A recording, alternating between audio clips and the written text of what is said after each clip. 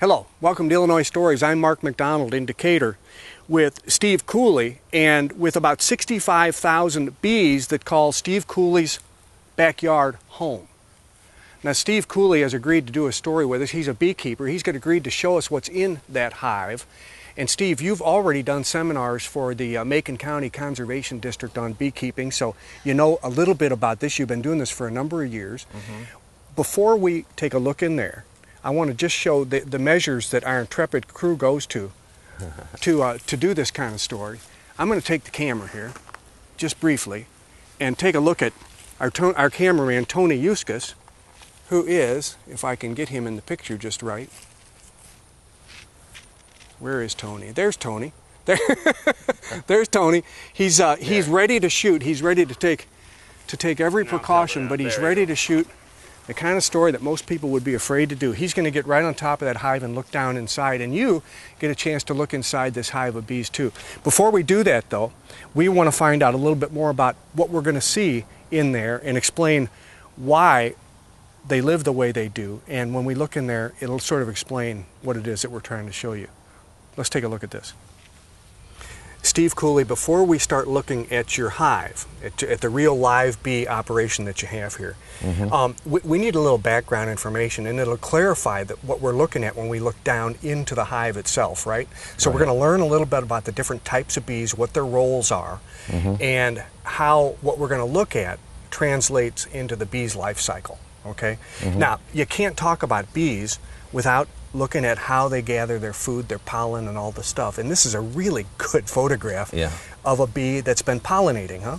Yes. How do you know he's been pollinating? You can see the grains of pollen on that actually sticks to the real fine hairs on the body of the bee, and then they have a special modified leg that kind of tends to hold a clump of pollen in there. And then when this is a worker bee, he's gathering pollen from this sunflower, and then when he gets fully loaded up as much as he can carry, he'll fly back to the hive, and then the other bees will he'll scrape this scale of pollen. That's a big wad of stuff, isn't it? That holds a lot. And the other bees actually process it, and they'll pack it into cells. And at times the hive bees in the hive will actually clean a lot of this pollen off of him too. Is that right? So they help him out. Yeah, huh? This is precious. This is their gold. Oh yeah, that's their only source of protein right there. And pollen. It sticks to almost every part of their body. Yeah, these hairs actually carry a slight magnetic charge, and it's the opposite charge of the pollen. And so when they get close to that pollen or rub up against it, it actually tends to cling to their fur. Wow. Okay, so when they get in your box, in your hive, they'll get in there and they'll get in those close quarters, and they'll take care of each other. They'll knock all that pollen off of them. Right. Now, the queen bee is essential to the hive and to the reproduction of the colony itself. The queen is this large one in the middle. You can see how much bigger she is than the other bees. Yeah, she has mature sex cells that makes her capable of laying a fertilized egg. And basically every bee in the hive comes from the queen. She's the only. In normal, there are exceptions to the rule, but 99% of the time, the queen is the mother of every bee. Who are these other bees? What are they doing?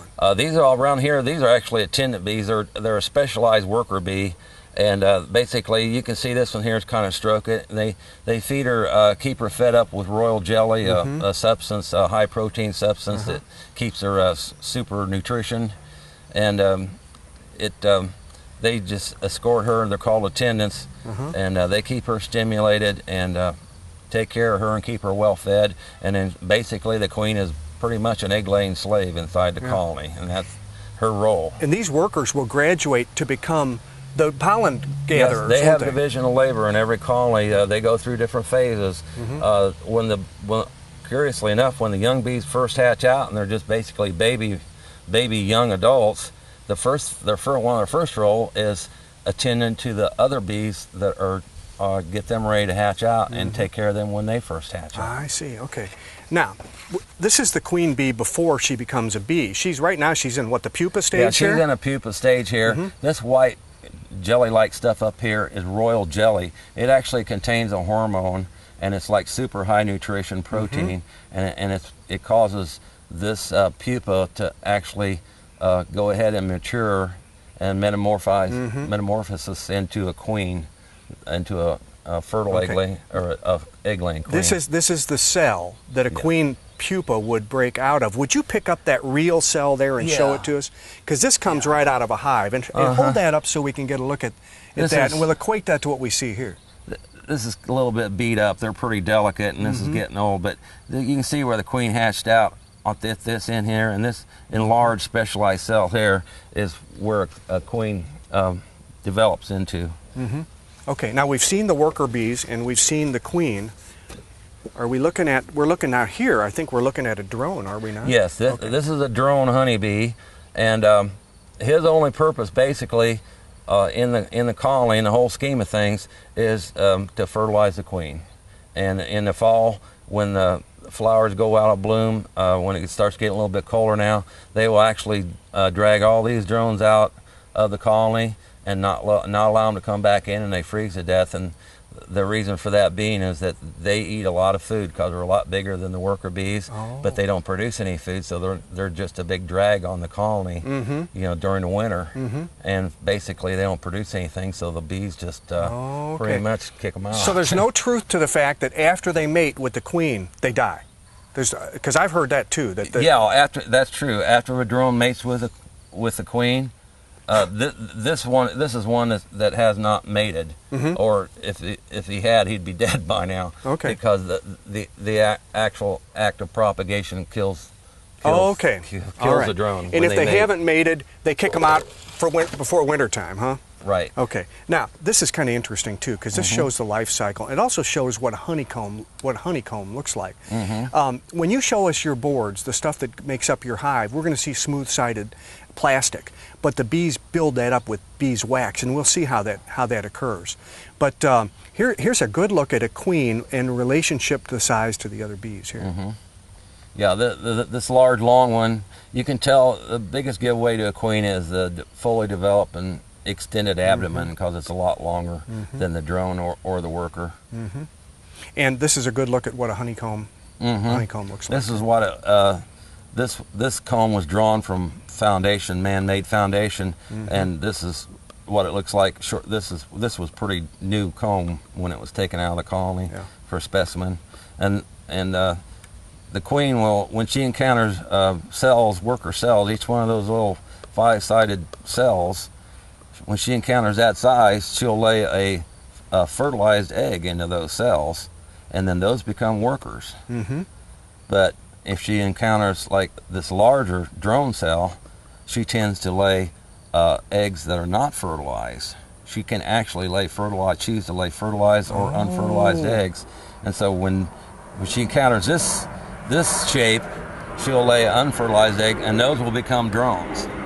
Basically, drones are the lowest population in the colony after the queens. There's only one queen at any given time, but the next lowest level population is the drones. Okay. Now, the next thing we're going to do is we're going to look at these boxes that you have set up for us, and then we're going to light your smoker. Okay. And we're going to open up the real hive. Now, we need to smoke it so that it sort of placates the bees, doesn't it? Yeah, placates them, and it kind of blocks their alarm pheromones that they tend to give out when you open up a colony, and it blocks that scent, so they don't go into like emergency protection mode on us. We don't want Hopefully. that. We don't want that. That's what I'm trying to avoid. Okay. And I'll bet you the question you always get asked is, do you ever get stung by bees? And the answer is yes. Everybody does. Yeah. It's pretty well given. If you're going to keep honeybees, at some point in time, you're going to get stung by a honeybee. You can't. But not today. But not today, it's not hopefully. Today. Okay. Open this up for us and show us what we've got. Okay. This is a regular outside cover. This is a standard one that it's just a wooden frame with masonite panel, and then this is metal on top. And this is what they call the inner cover. The reason for it being is if you take that cover off there, and even if you smoked them, all of a sudden you're going to be looking at 4,000 or 5,000 honeybees, and they're going to be looking at you. With an inner cover, you can blow smoke in through this slot in here, and give it time to take its effect on them, and when they smell that smoke, they'll start eating honey. And then that makes a lot safer to keep them busy. Instead of just busting in through the front door, you kind of take a gradual approach and kind of try to slide in easy. Okay. And this is what we would find, and the bees are down in between these. Yeah, when we open up that live colony over there, this is supposed to be about 3/8 of an inch gap between all these frames, and this is a standard wooden frame. This is the kind of frame that you assemble.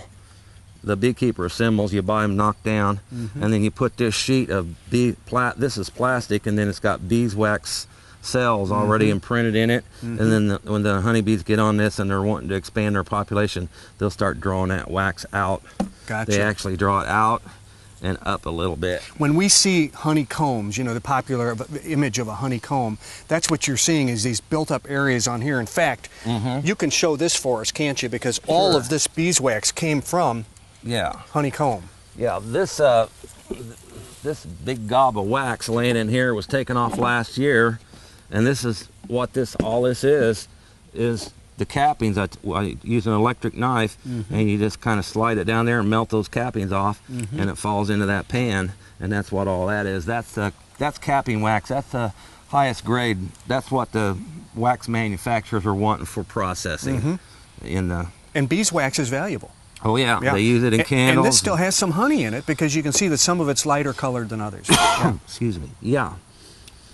But you can see the dimpled effect in here, because and that shows that you can still see some of the cell structure even after the cappings have kind of rolled off of that honey.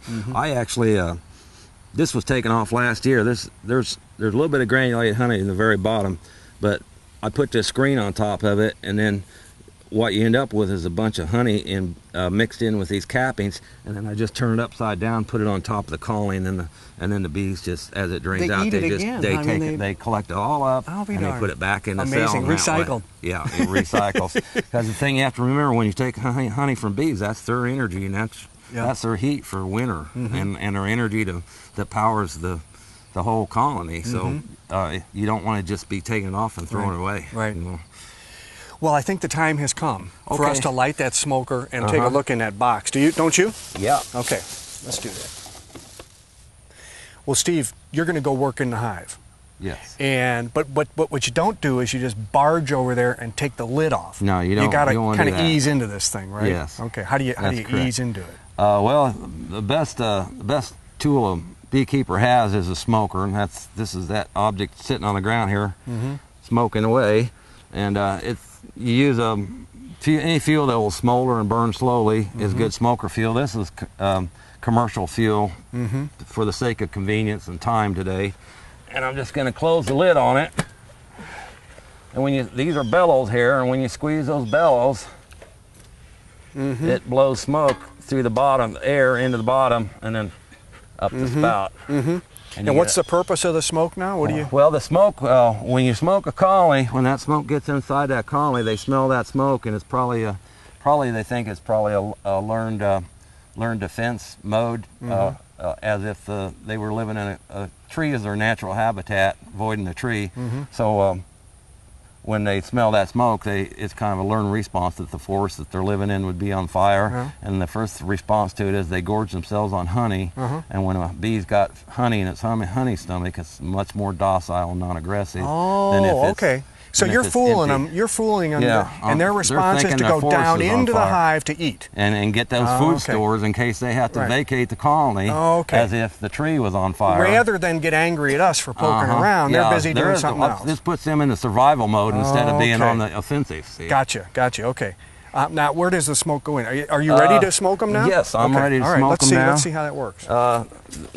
These two boxes, these two separate boxes are a hive body, and the two boxes together are a hive. These are staggered for the summer's heat. It was so hot and humid this summer. I stagger them for extra ventilation along here. And then you can't see the opening on the front because it overhangs the opening to the front. But I'll put a little smoke in there. Okay. And then normally I wouldn't do this if it was just me, but I blow smoke down there. See how they react to them. It kind of disorients them. You know, and they don't. And then. Okay. Yeah. Want me to hold that smoker? No, I got it. I'm fine. I'll just loosen Okay, blow a little smoke in there. Yeah, see? Okay, yeah. Okay, now they should be disappearing down there. A lot of them are going down in there, yeah. And just give that a minute to take effect. Okay. While we're waiting for that to take effect, we're in a good place here to see. There's a flight pattern that the bees coming in and out of here take, and it looks like they're going like sort of north. Is that northeast? Southeast. Southeast. Yeah. They're all sort of going in the same direction. How do they know where to fly to? Well, they actually send out scouts that locate nectar sources, like if there's a bunch of fruit trees in bloom. A scout would locate that, would see it and check it out. He'll come back to the colony, or I should say she'll come back to the colony, and actually do a dance that conveys the information. And the dance is actually a diagram of the location of the nectar flow in relation to this colony, where this colony's at. Okay, so they talk to each other. They communicate through dance. Okay, gotcha. I think about the only other species that does that is human beings. And some people say, like, well, what about the mating dances of birds? They're not communicating as much as they are advertising their eligibility for mating. Boy, they really did settle down. Now look there, they've gone down into that hole, and you're gonna do what next? This is the inner cover here. That was the top cover I just took off. This is the inner cover here. I'm gonna get it pried up. Okay, do you want me to hold that smoker, or do you want? I got it. Okay. This is stuck down pretty tight because I pretty much left this colony alone all summer, getting it to build up, because it came real close to dying late this spring, starving out. There we go. Okay. Oh my goodness! Look at all that honey. See, and this is honey. And that's beeswax that's oozing up. The solid stuff is beeswax. That's called Burcomb. Okay, now we're gonna smoke them a little bit. See how they go down in there. Yep. My goodness. 2, 4, 6, 8. 1, 2, 6, 7. You got 10 frames in this one, right? Is there 10 in that one? 2, 4, 6, 8. No, 9. Looks like 9. Luckily, they're still docile. Yeah, they haven't gone into. I think they're going to, though, because I'm going to be rubbing them against the other frame. Okay. Well, don't pull it anymore then. Let us just get a good look at what we see. I want to show you the other side. Oh, okay. All right. This is a. Good. Oh, goodness. Wow. Wow. Okay, now. Boy, they've got that built up. This is a typical brood pattern. This is empty cells where bees have hatched out of. These cap cells, that's young bees that are in the process of developing, and they'll soon hatch out and become worker bees. And then, of course, your honey this is a typical pattern. It's kind of an arch pattern, right in the middle of the frame is where you usually find your larva. Now, how many bees are in a colony like this? This is probably approximately 65,000 bees. My goodness! In these 2 boxes? In these 2 boxes, yeah. Wow. And are they busy? Yes, and I'm trying to. We've only got, there's 18 frames between these 2 boxes of bees here. So we've only got 1 in 18 chance here of finding a queen on this frame. And there's not. Would you know if you saw her? Yeah, I can spot her pretty good, because to me she's. You get kind of tuned into the abdomen on them, and that's what you look for. Well, we won't pull any more of those frames because we don't want to disturb everybody. I don't want to stir them up with in their a lot moments, of people around. This is fantastic. You can see those white larvae down in here on this brood, like right there. Yes. Yes. Well, they're getting ready to cap that up. That's the larval stage, and pretty soon they'll be capping that over. And once those bees cap that cell, then the larva goes through its pupal stage, and makes a cocoon, and when it emerges, it's a young adult bee. Well, Lynn Oxendale, you've been a beekeeper for 58 years. Is that right? 58 years. 1952. You must enjoy it. I do, and it grows on you. You got 7 hives here? 7 hives, and I've got another spot down there, 1 or 2 down there, but and the one didn't make any. But it grows on you, and like I say, When we were kids, I don't think we had enough to eat, and it's a sense of security. That may sound strange. Yeah. You said it's a lot of work. It is. What makes it a lot of work? Well, to start out with, you got to, in the spring, you've got to have supers. You got to take that wax I showed you up there. You got to clean up your frames, scrape all the wax off. You have them clean. You got to take this foundation and put it in there, and with a little cleat to hold it. If you want a cut comb, you also have to put it and maybe melt some wax along there so you can have a cut comb, which is the kind you'd put on the table, and you can eat the honey out of the comb or crush it and chew it all. Mm-hmm. And so it, and then out here, this is a natural here. They call it air drainage. It goes to the southeast. Air will circulate even though you don't have much wind. I have shade for the afternoons. We don't have the hot sun. I have a windbreak in the wintertime. It's just couldn't be any better. Yeah. How has beekeeping changed in 58 years, or is it still pretty much the same? It's pretty much the same, although you get that one book I showed you, 1905, Gleamings. You read the stories, there's some things that changed, but basically it's about the same. Mm-hmm. How was this year for getting honey and keeping bees? Did your bees survive? Pretty much, but last winter I lost some, and then I had a raccoon getting some of them and tear them apart. And I'd never had that before. And they got in Don Miller's there too. Lori Regan, thanks to Lynn, you and your husband got into beekeeping, what, 15 years ago? Yes. And this was one of your best years, I guess. This was one of my best years. Tell me how you tell when you had a good year. Well, that's interesting because as we were speaking earlier, several of my hives did not have any honey supers on there. I think I don't know, I just got lucky. A lot of the hives, I ordered 2 new packages and caught 2 swarms this year. They all started out with new foundation. I was very diligent on keeping them fed to kind of help build them up, and I just had a And really voila, good year. you got a bunch of honey, didn't you? I did. How much? I got about between 40 and 45 gallons. Wow. And honey weighs 12 pounds to the gallon, so that's about what I had. Yeah, so that's a successful year. And you and your husband don't really, you sell a little honey, but you're not in the honey business. That's not why you do it. Why do you do it? I love the bees.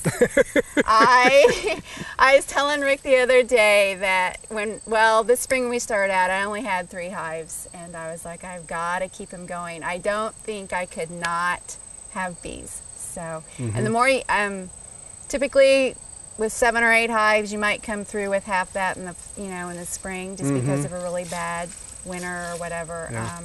So I always try to keep it at about 7 or 8. Well, Lynn, you've been extracting honey for 58 years, I guess. This year was no different. You've already extracted your honey this year. I've got a frame here that's already had the honey taken out. But just for demonstration purposes, why don't you show us how this process works? This has already been the face cut off, the cappings, with an electric knife. And you come down across there on both sides, and you put it in the extractor. This, I call it like a big ice cream freezer. It turns the crank and spins it out. To the side of the tank, and it runs down, and you can put 4 frames in here. Here, I'll let you put that one in there too. All right. You can take 4 frames, okay. Okay. So it's a rather big, this is a rather big one. Well, they have them up to 72 frames, but this is a hand crank, and this is what they call a gate here, and you start turning it about half speed to get some of the honey out, half of it, on the first side, otherwise you may crush your comb. When you get that much, you reverse it. I'll just show you one frame here. All right. You reverse this here. Now we reverse them all. Now we speed it up as fast as it'll go, and then go back to the first side and speed it up. And all the honey, it's on the sides of your tank in here, and it sags down and runs down. Gets in the bottom, and then you take and pull it off in a bucket, bring it to another tank with a wire screen and something to filter it with. Take out pieces of comb and whatever it is in there. And that's all you do. It hasn't been processed, it hasn't been heated. None of this has been heated. It's pure. It's pure honey. Pure. Let's take a look at some of that pure honey. It's gorgeous stuff. Is this year's honey? That's this year's honey. Look at that golden color. It's beautiful. Were you happy with the product this year? With the product, I'm always happy, but the amount I had about the same as I did last year. Lori she sort of beat us out. Yeah, she had. But, she had 45 gallons or so. That's a lot of honey. It yeah, is. Yeah. At average, Illinois surplus is about 40 or 53, 52, 53 pounds for surplus honey. And then you can take it out. Don't put it in your refrigerator. You want to put it in the freezer. It won't granulate near as fast. This has got a blue jar, so it looks a lot darker. And my labels is something to be desired. I got more ordered. But it says honey. That's all you need to know. Yeah. 100% beeswax. You know, a successful beekeeper won't take all the honey. They'll leave the honey that the bees collect in the fall in the hive, because that's all the bees have to get them through the winter. With another Illinois story in Decatur, I'm Mark McDonald. Thanks for watching.